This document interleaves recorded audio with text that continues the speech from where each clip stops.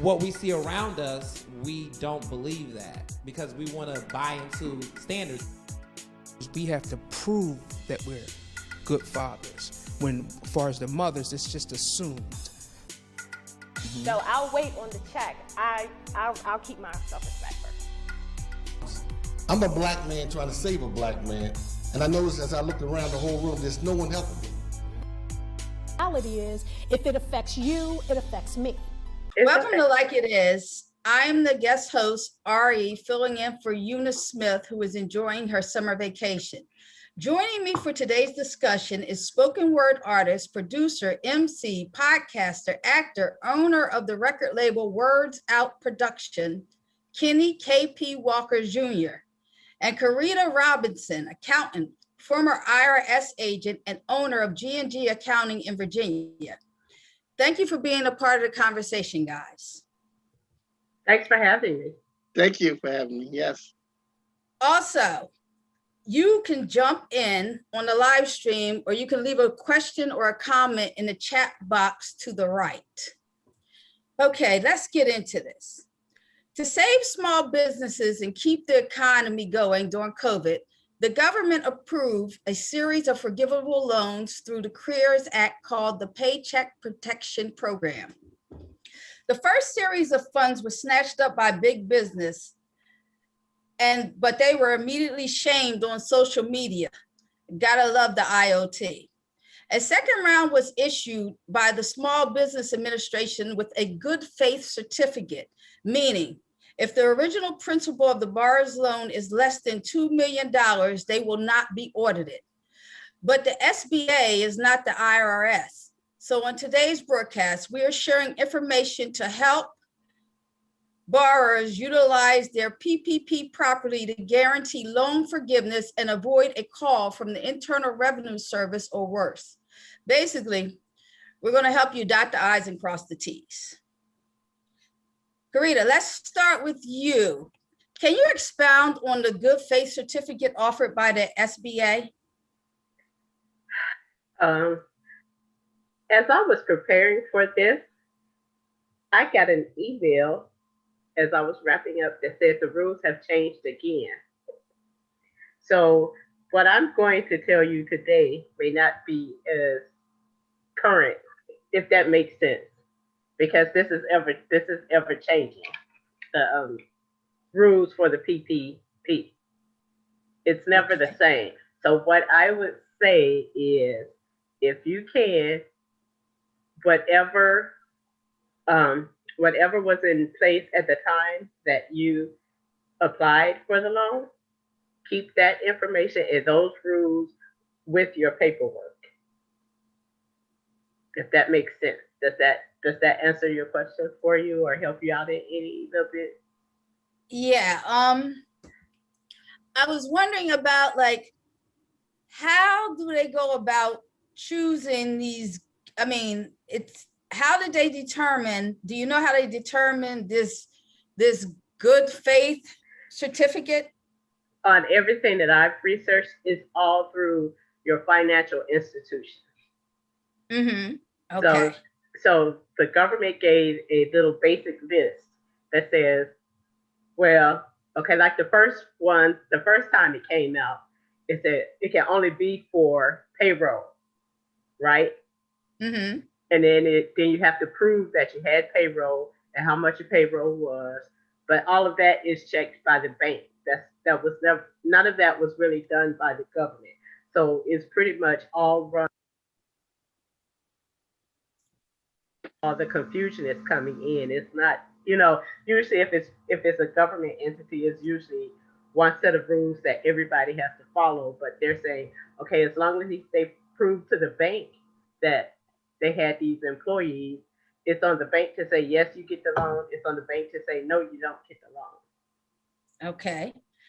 Well, I noticed that most banks are, and that's what's odd to me, like banks usually are much more stringent on giving loans, but for some reason, they're just like basically approving everybody, pretty much. That's the way it seems, whether they have the documents or not, whether they have a paper trail or not. Right. Kenny, do you want to jump in on this? Well, yeah, I mean, it seems like they're doing that, but you got to watch the pitfalls in doing that, though. One of the things is used to be you can get 2.5 times your payroll. Now, in 2021, they raised it to 3.5 times your payroll.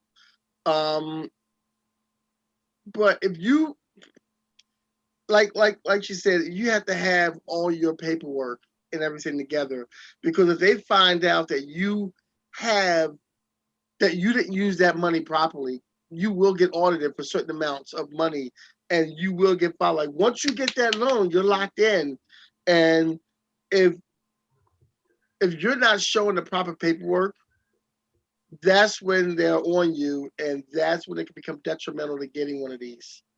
Because Now, could falsifying a loan mess with your Social Security or your disability or public assistance?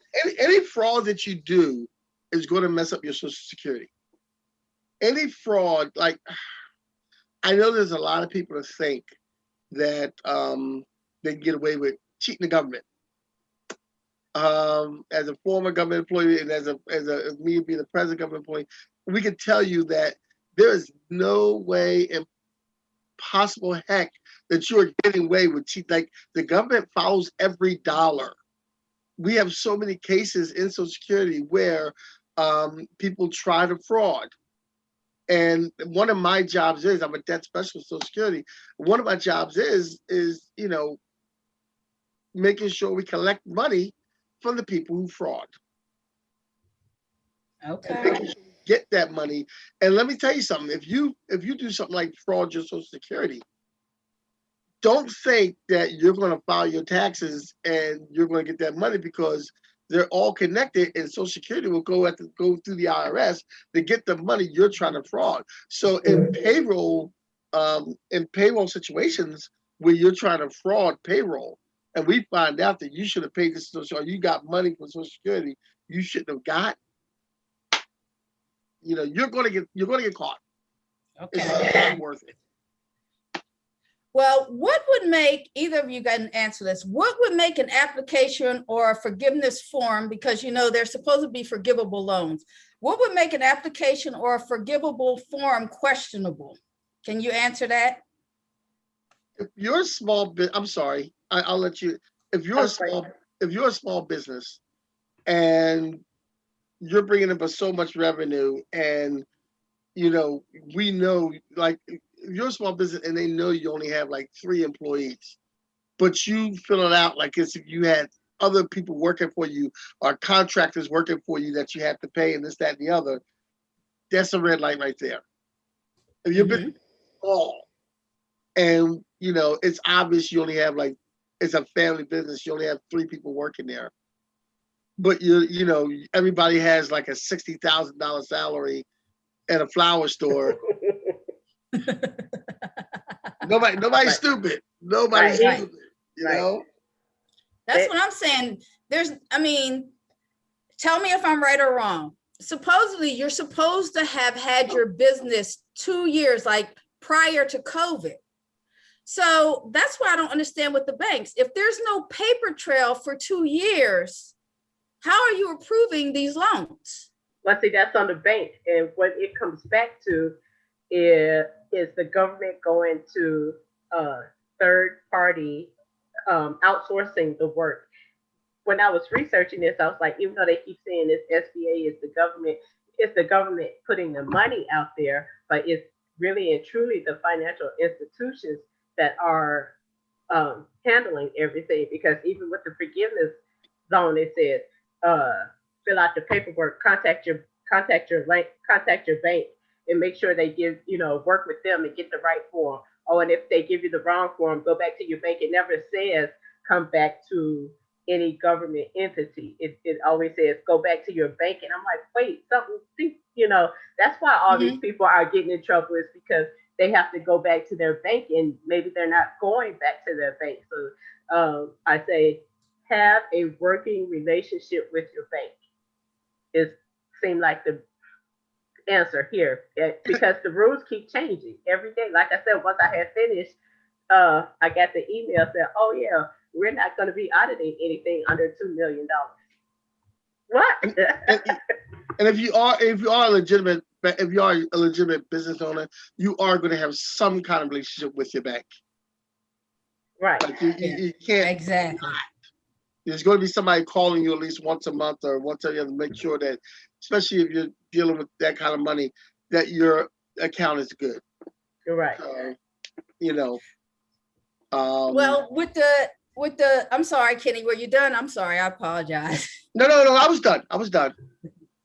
Okay, now we're talking about how they keep changing their decisions. Now they said they're not auditing loans They're not where auditing the forgiven. principal is under 2 million. Right. Could The they, forgiven. You got Right. specific because Could they all of them change won't their be mind? forgiven. could they change their mind? Yes. Or Yes. None is of this it is a done finalized. deal? None of this is finalized yet. It's no final. It's nothing is final Okay.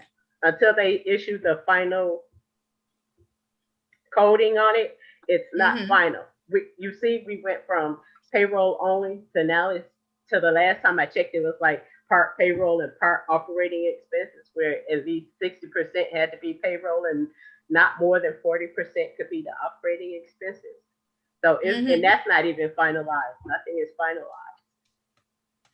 So that's why I said keep that paperwork, like whatever section that you use or whatever date that you followed when you filed your paperwork, make a copy of that and any other adjustments or new rules that come out and attach it. I would get me one of the little 10-cent portfolios that they sell right now for going back to school. And the only thing I would put in there is my paperwork for that loan. Okay. And like it says too, the loan forgiveness, if you borrow more than 2 million, you will be audited to see if you qualify for loan forgiveness. Oh, okay. So they have to check. If you borrow over 2 million, you have to get audited first to see if you qualify for forgiveness. So you might not be forgiven. Okay. What if someone else is doing your loan? What if someone else is filling out your paperwork for your loan? Like, what should you get from them so that you would have in your possession? So if the IRS or SBA came to audit you, you should, like I said, have a portfolio. It doesn't matter who fill out the paperwork for the loan. The ultimate person that's responsible for the loan is the person that got them, that signed off on that to say, hey, I'm the one responsible for this loan. Okay. So get somebody you trust to the max. Like get somebody you could trust. Don't get a fly by night or somebody come through and say that seems kind of shaky. Get somebody you have a relationship with. If you're gonna have somebody else do it, get somebody you have a solid relationship with that you can trust, because it's not something to play around with. So you wouldn't suggest people coming up to you offering to do an application for you for $5,000? You don't think that's a good idea to do? No. Go to the bank. Yeah. Go to the bank. I'm telling you, everything is showing. Go to the bank.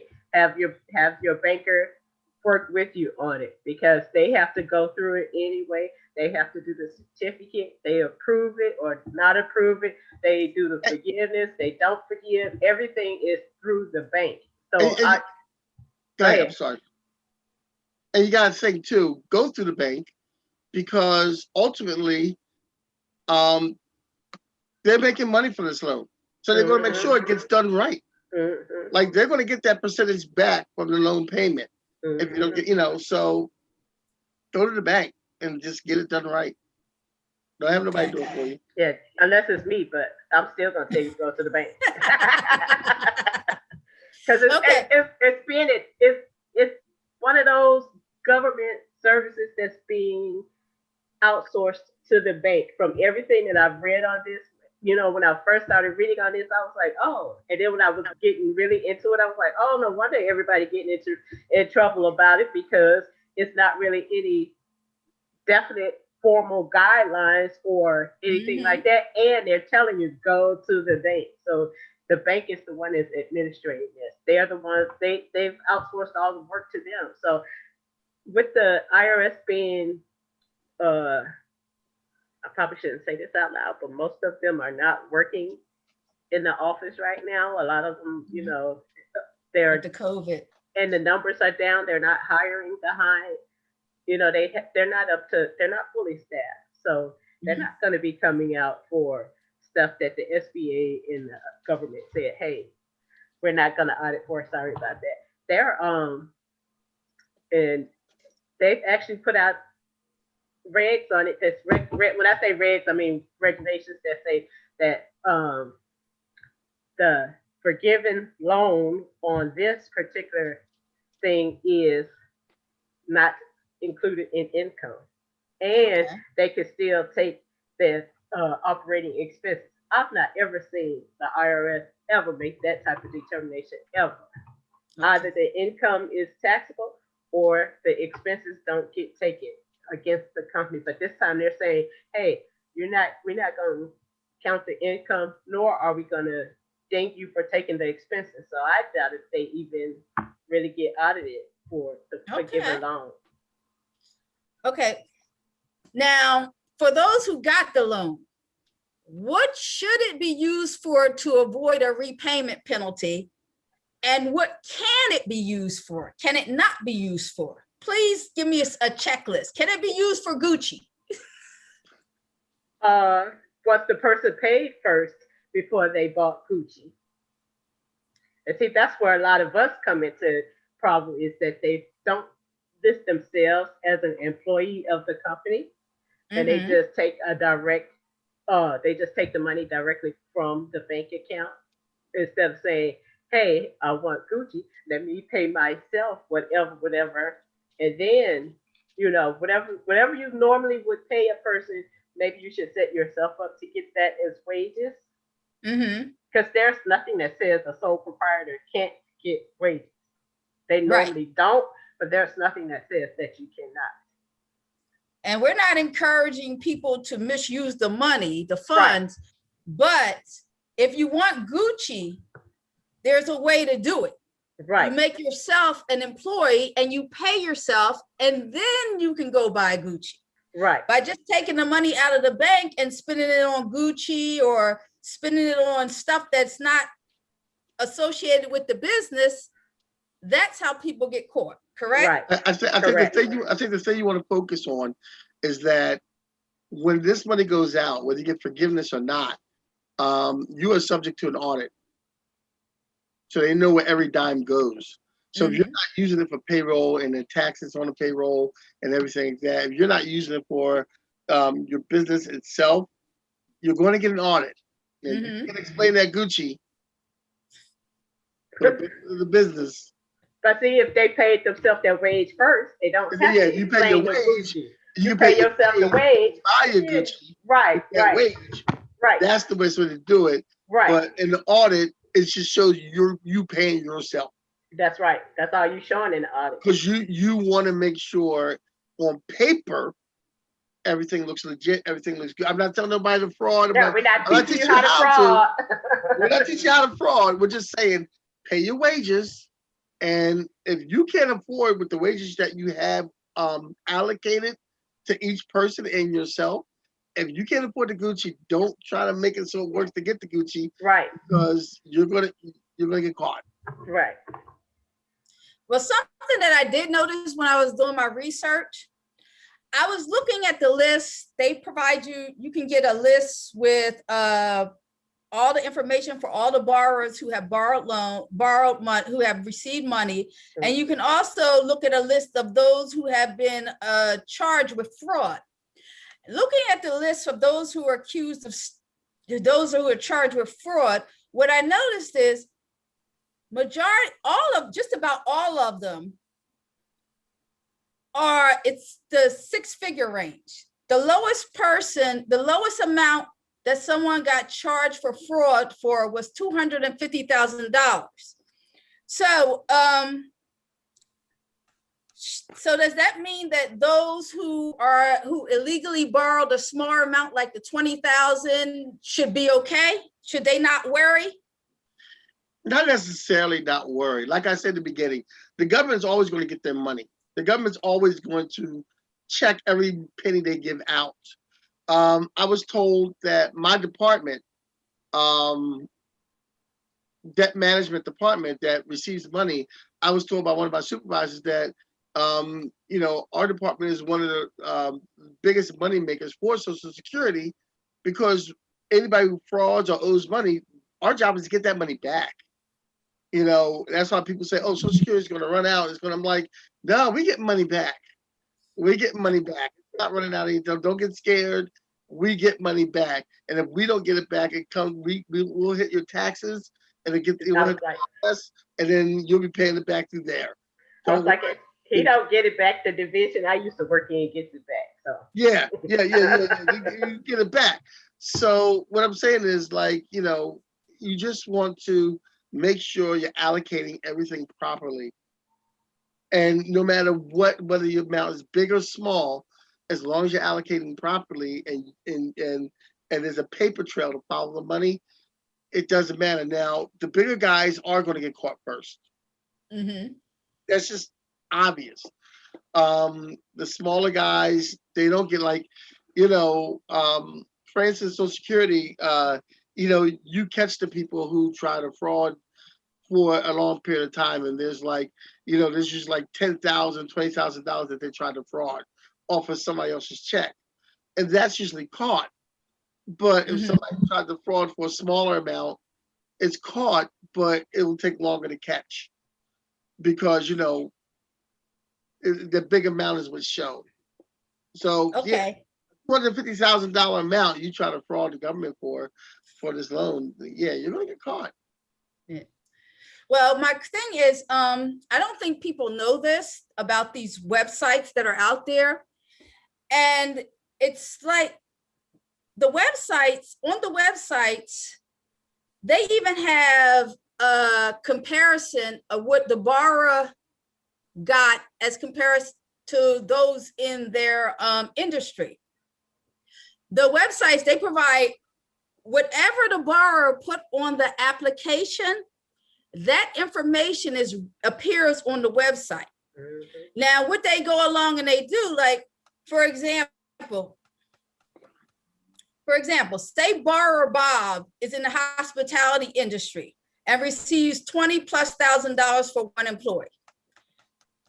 The notice will read below his award, will read, the PPP recipients in this industry report an average of 2 employees, 100% higher than borrower Bob's one employee, and received an average loan of $16,000 and some change, 20% lower than borrower Bob's company's loan. So basically what they're doing is they're telling you, look, we see what you're doing. Yeah, they're giving you the information to let you know that they know whether you're honest or not.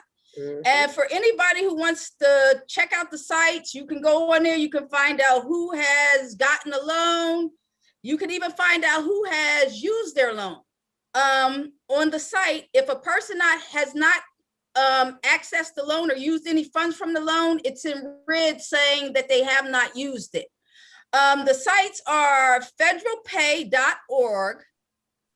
They provide the information on the borrowers. You can also check and make sure nobody put anything in your name. And the other site is JD Supra, SUPRA.com. And they provide information on those charged with fraud. The URLs will be posted on the Like It Is page.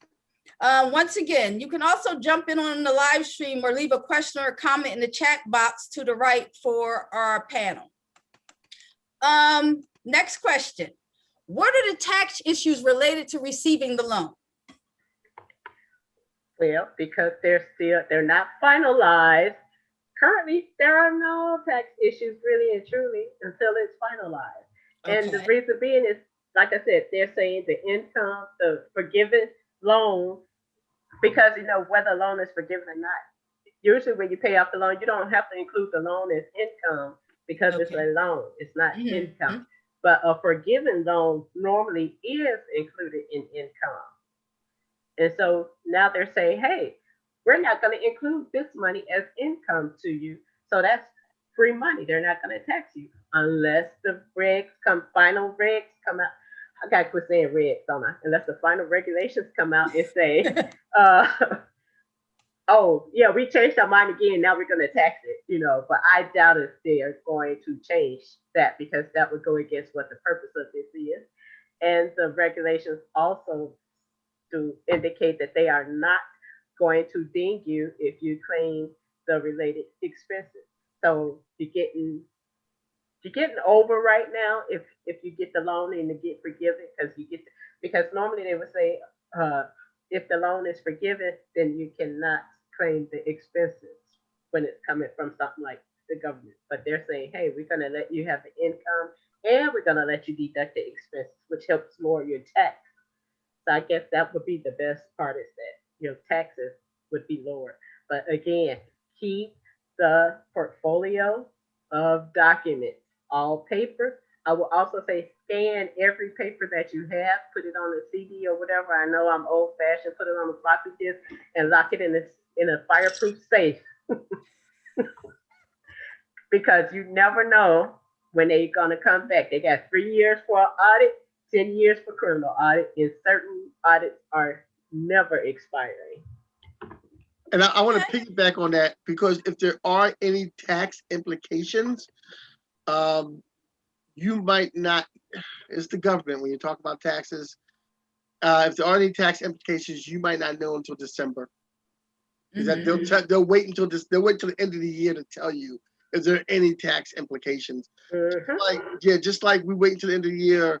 At the end, they won't tell you to December if there's going to be a cost of living increase in Social Security. You won't know that till December. You won't know what the increase to Medicare is going to be till December. These things, if there's a tax, if there is going to be a tax, look for it in December, probably. I would say. I would hazard a guess. Except if they go on RIF, like they did. What's that? 2 years ago or 3 years ago? Remember when they shut down the government and they didn't tell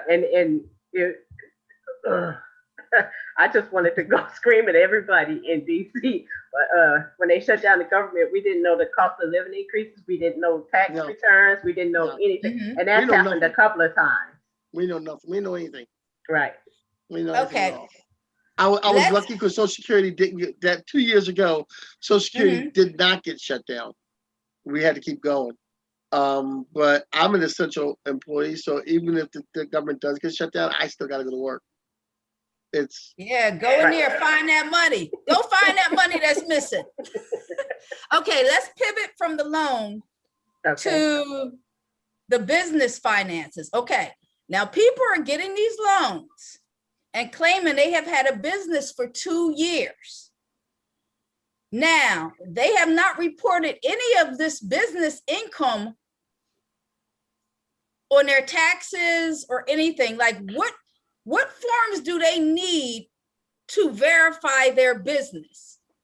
And is the IRS going to come after them for the money from the business of the taxes that they haven't paid in 2 years? Supposedly, if they have had the business for 2 years. Well, it depends if they have filed any tax returns in the past 2 years. If they have actually filed a tax return and didn't have that business income on there, then they can file an amended tax return. Okay. And that could be a 1040X, or they could just take a regular 1040 and write amended return across the top in red ink. If they have not filed a tax return, then they just go ahead and file the tax return with that information. Just know that if it is older than 3 years and they're expecting a refund, they won't get a refund. It just will. Well, what about paying? They got to pay. And they go get interest and penalties. Unless they that's what I'm trying to figure out. Like, you haven't reported taxes on this business for 2 years. So if you owe the IRS, they're going to want that money, correct? Especially if you're claiming that your business netted $100,000 a year. Well, see, I have to catch myself sometimes, because when you say 100,000, see, as a former revenue agent, that's not a lot of money. Right. Because I've dealt with businesses that's been in the millions and billions. So it's like 100,000. Yeah, they might send you a couple of letters and they'll send it over to collections. And there are something, contact the people and tell them what you're going through. There are hardship statuses that's available to people, but the IRS don't ever tell them about it because they don't want to promote hardship. You could do an offer and compromise. I think one year while I was still there, they had a big promotion about it, but people weren't filling out the paperwork correctly, or they would come back and owe for more years, and you can't owe for about 5 years after that. So it's different stuff that can be done. You can also request that your penalties be abated, is the official word, but that means that that we don't charge you the penalty. You can ask for the interest, but I've not ever seen any instance where the interest would be abated. It would be adjusted based on if the penalties were abated, but never the interest by itself. Okay. Kenny, how would this affect Social Security? Like someone's Social Security, for example, like I said, they're claiming they've had a business for 2 years. And I'm not talking about the big business. I'm talking about these little people, some people who are scamming, some people who just have small businesses. But the thing is, they're claiming all this money from this business. So how does that affect their Social Security if they're on Social Security or assistance or something? Well, if you are on assistance, if you're on like SSI, your income, if you have a business, your income is going to affect that. You won't be able to get as much because you are working. If you are under your full retirement age and you own a business, that's going to affect your Social Security also from the door. If you're past full retirement age, depending on how much money you make up until you're 70, it's going to affect your business. It's going to affect your taxes and your Social Security. And if you are collecting Social Security, say you're in retirement, okay, say you retired at 60, but you started a business, you still have to pay. You're retired and you're getting your Social Security at 62 and whatever. You still have to pay. You still have to get you still get penalized for earning that much money. Right. Now, so whatever is there a fraud? Is it like, okay, you're saying that you had a business for 2 years. Right. So does that run into fraud with the Social Security Department? Okay, so here's the thing. You have a business, you tell Social Security that you're retired, you have a business, and you're saying you have business for 2 years, and you're collecting your Social Security. But what a lot of people don't realize, and I think I mentioned this before, Social Security and IRS share records. So when you file your taxes separately and say, this is what I made, but then you tell Social Security something else, that's going to clash, and now you're audited. Bottom line, that's just it. So if you're thinking, okay, I'm on this business and I'm gonna claim this business as saying, this whatever, but I'm right here, I'm gonna do my, taxes separately. It's going to clash because a lot of times your Social Security number follows your business.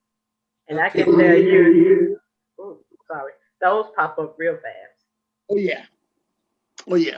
They intertwine. Yeah, they intertwine. So for somebody who's frauding, somebody who's scamming, they're gonna be in a heap of trouble. Oh yeah, they're gonna have to pay it back. I think you're just gonna have to pay it back. If it's really bad scamming, then you might get some jail time. I don't know what that's about. But yeah, you're gonna have to pay it back because I think the thing that people need to understand is that government records collide with each other.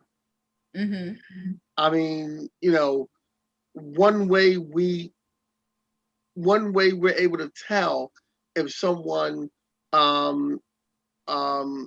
what they should get and whether the right amount is being deducted, because you get a penalty if you're working and you're collecting Social Security, and there's certain months that you can't get the money because you made too much money.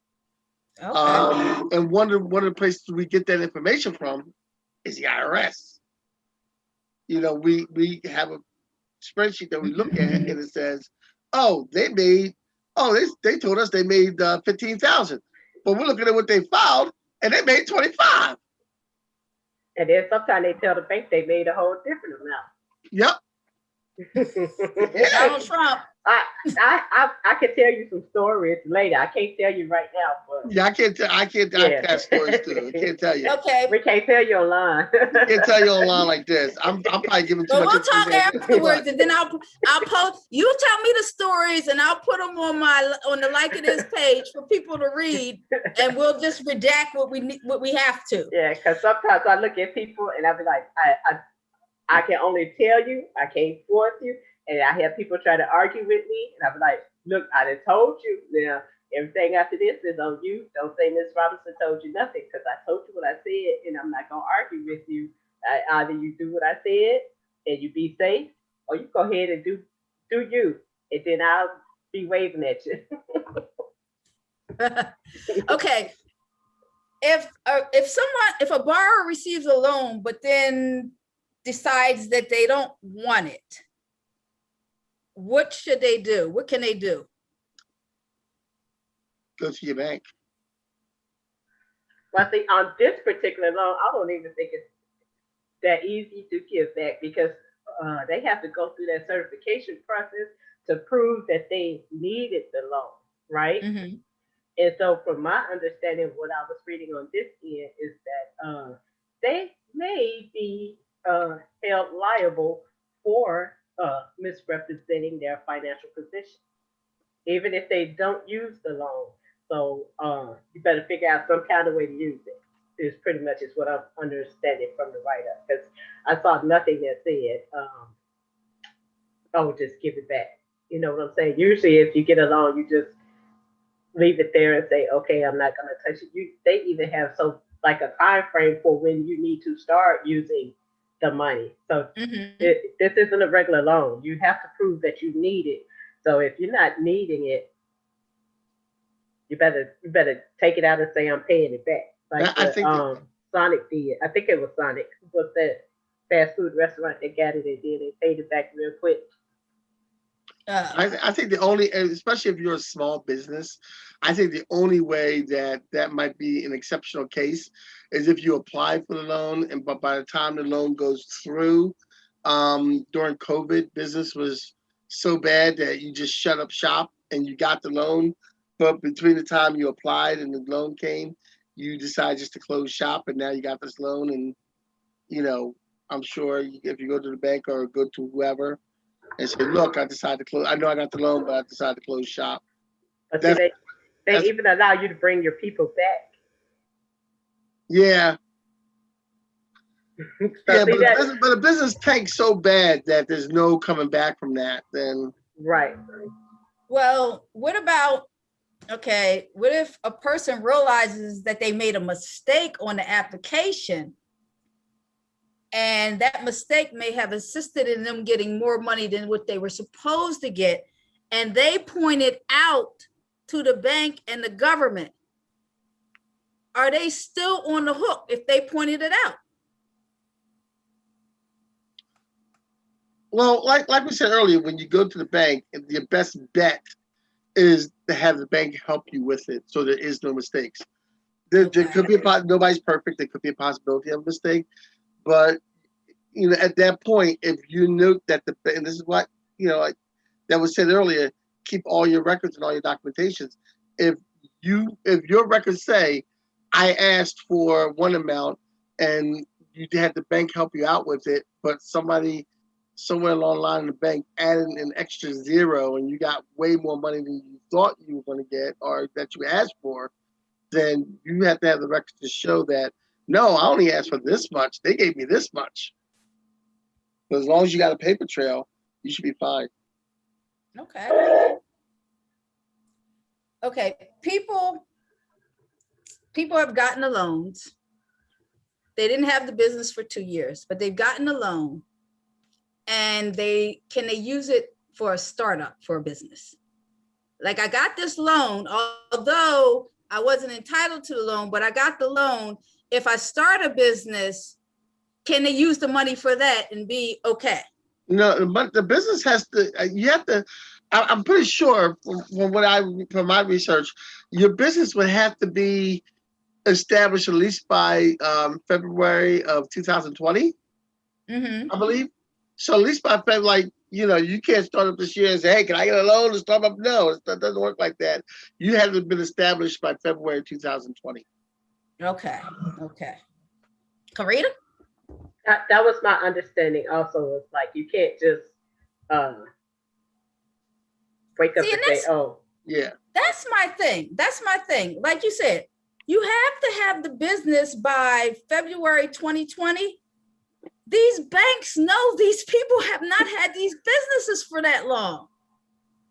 Well, actually, it can happen where the bank does not know that they've had the business for that long, because if they're a sole proprietorship, you don't necessarily have to go in and get a business loan. Okay.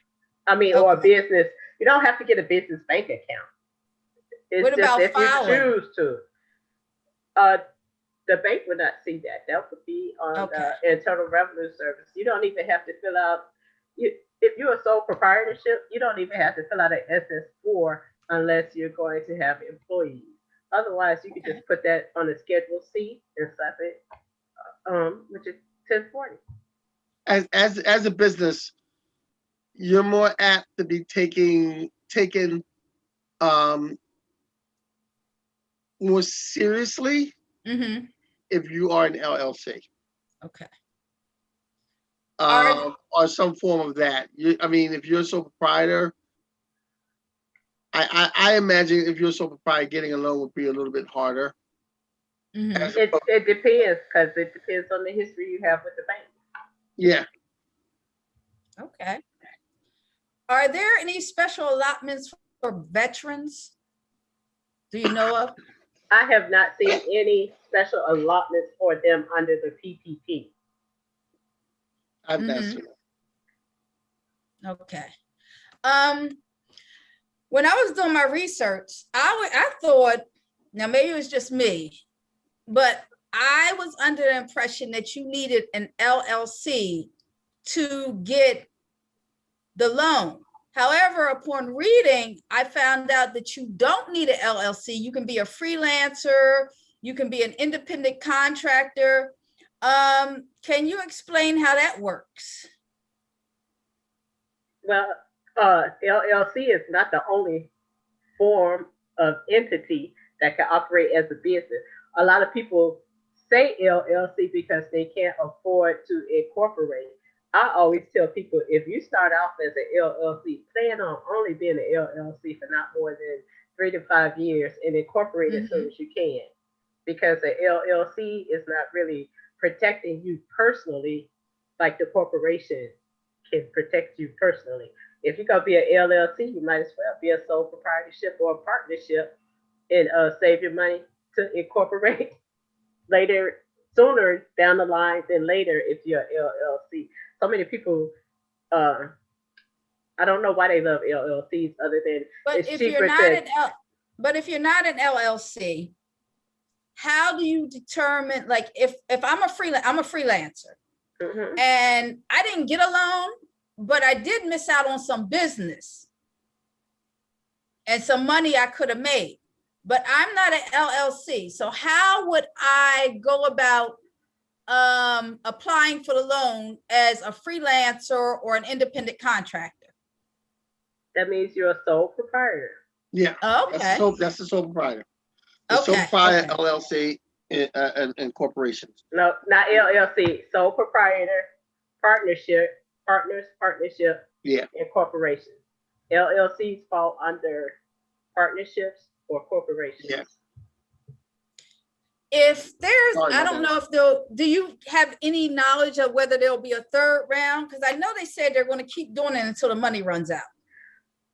The rumblings that I'm hearing is that there possibly will be a third round, and it's probably going to open up to a few more people so that the independent contractors would have a chance to get in on it this time, because like you're saying, a lot of people didn't realize or understand the rules.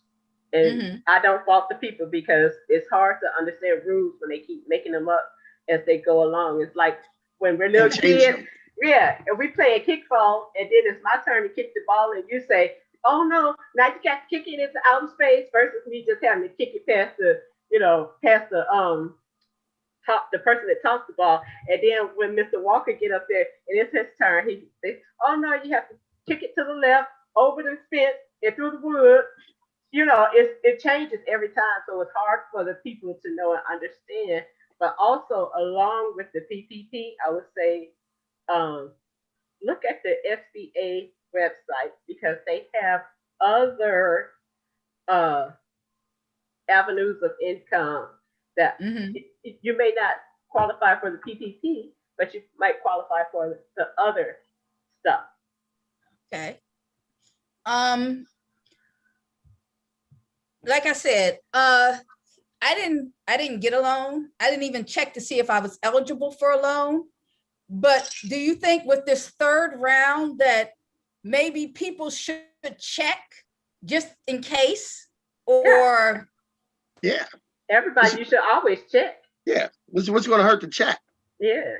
Okay. I mean, if it's a no, it's a no. But check. Check. Okay. And we should stay away from, like, for example, I saw on Facebook where they were like, you may qualify for a PPP loan.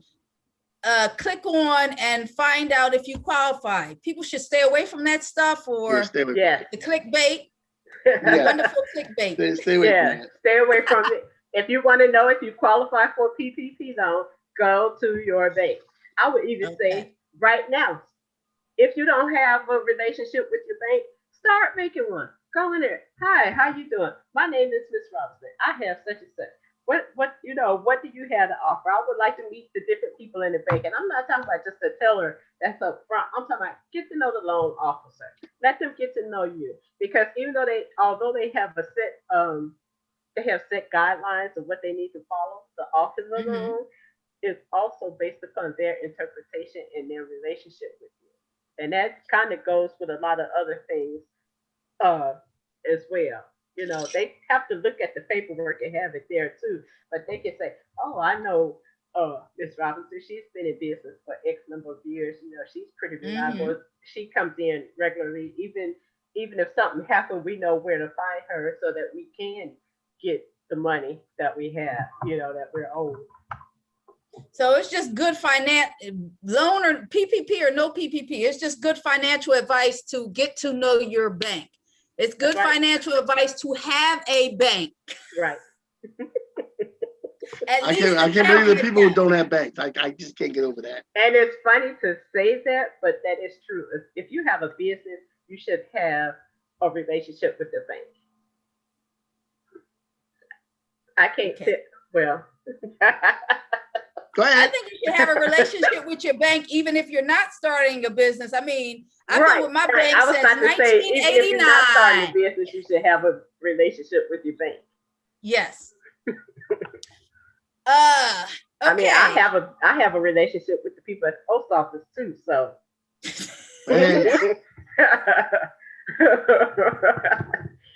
I know it's a whole nother topic, but I really think that is something, along with finances and taxes, and that's something that they should start teaching in school about banks.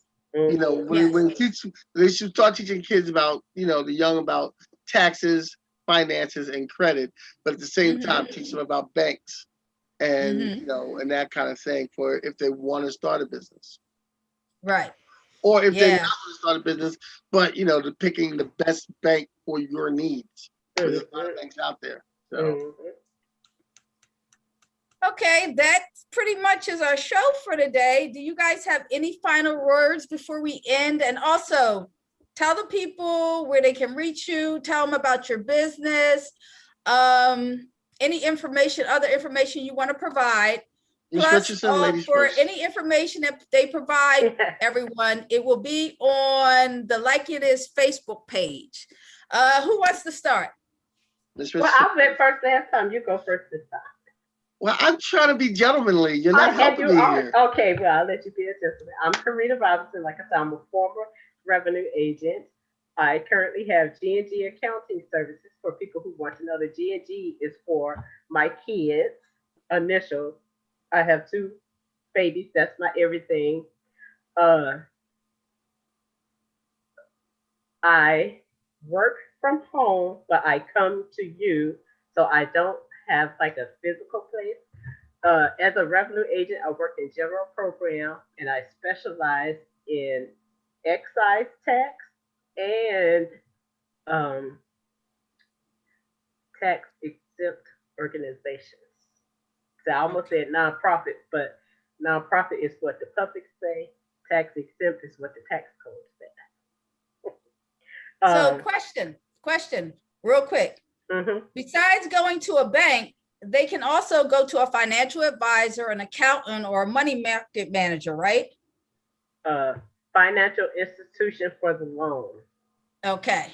So I'm stressing only go to a financial institution for the loan. Okay. Bank, credit union. But I think it's only banks that's doing it right now. Well, I mean, to fill out the application.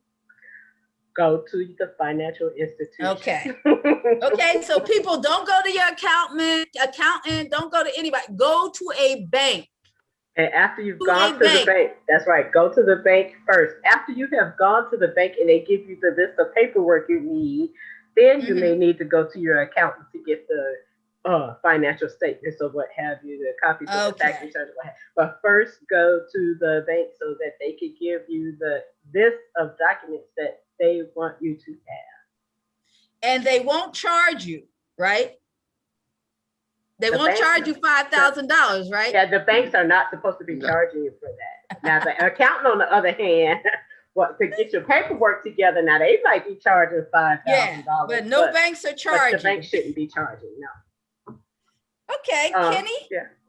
If I have an accountant that's going to charge me $5,000 to fill that out, I need a new accountant. Just saying. Well, now some of us are worth it.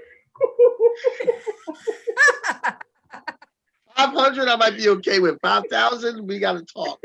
My name is Kenny Walker Jr. I am a spoken word. I currently work for Social Security Administration, but I am a spoken word artist. I am a producer. I'm building a record label as I speak, geared towards other spoken word artists and neo soul singers, and I'm starting in the South Jersey area and spreading out. I have a couple of artists from South Jersey area. Try to get one from the Philly area, and I actually have one I'm working with from the Maryland area. So, but I do that. Also, I'm a podcaster. With my spoken word, I host an open mic every Tuesday night in Turnersville, New Jersey, called Miss Sealy's Blues. Real nice venue. Everyone who's ever been there loves it. I'm also a podcaster. I do a podcast with my sister every Saturday night called Kathy and Kenny Explain Pop Culture. Last year, 2020 was such a downer. We decided to do something on a Saturday night since everybody was quarantined. We decided to do something to make people laugh and have fun. So we don't touch any heavy topics. We have a really light, fun show, which includes my big sister making fun of me on several occasions, and since she has the controls, muting me out. But I'm okay with that. That's big sister love. That's what I pretty much do. I do other stuff, I think, but I'm just gonna do that. For those that want more information, all their information will be on the Like It Is Facebook page. Please go over to the Like It Is Facebook page if you're not already watching. If you're watching, then you're more than likely you're watching it on the page.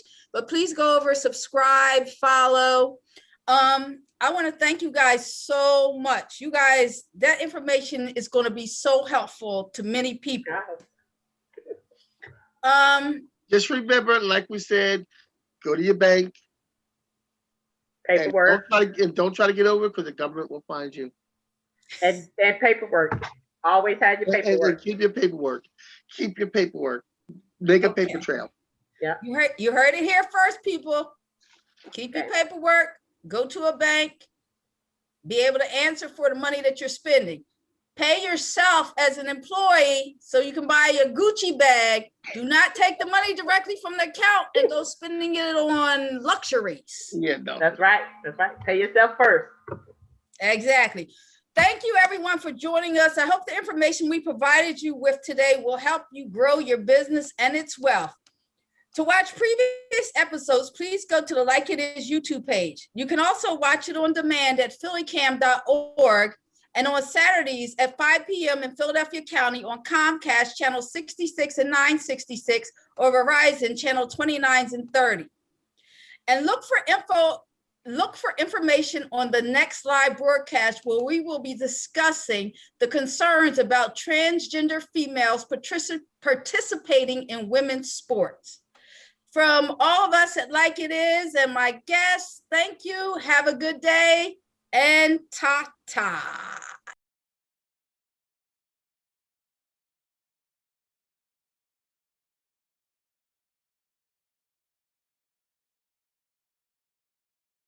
Of course, they love an angry black man because an angry black man can go to prison and they become a free slave.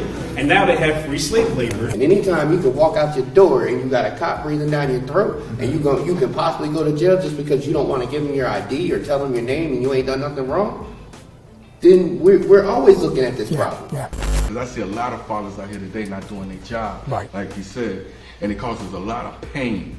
That pain is not something that's gonna ever go away. To this day, I still feel like a lot of me I don't understand because my father wasn't there. Yeah. Is there a heavy police presence or patrol? No, it's like they don't really care. They show up to crime scenes late. It was times where I didn't watch people get shot and they had to wait an hour, 2 hours for ambulance to come and they was bleeding out. It doesn't matter how much we try to change it, like people always find a way to get a hold of a weapon and unleash their anger on someone else. I know some people that have had lots of complications. There's a complication for everything. Right. Complications, for any kind of major surgery like that. But I did Ironman, which is 2.4 mile swim, 112 mile bike, 26.2 mile run after I gave the kidney. You go. I mean, the only complications I have is how to figure out how to live this fantastic life. I used to be against it until I actually was put in that situation. My son was killed. I wound up donating 4 of his organs, which was his heart, his kidney, left kidney, right kidney, heart, and liver. I'm glad that I've done that because I was able to save 4 people's lives. Wow. And I want to know how she's going to deal with these developers, these greedy developers that are looking to come into the city and just take properties. We go down as individuals, but the developers go in as groups. They pull their money together and Would you have a conversation with your colleagues about forcing the providers to educate these kids about the courtroom, what's in the courtroom, probation, how to stay off probation? I think it's very important for children to know before they get into the placement what happens or what to expect.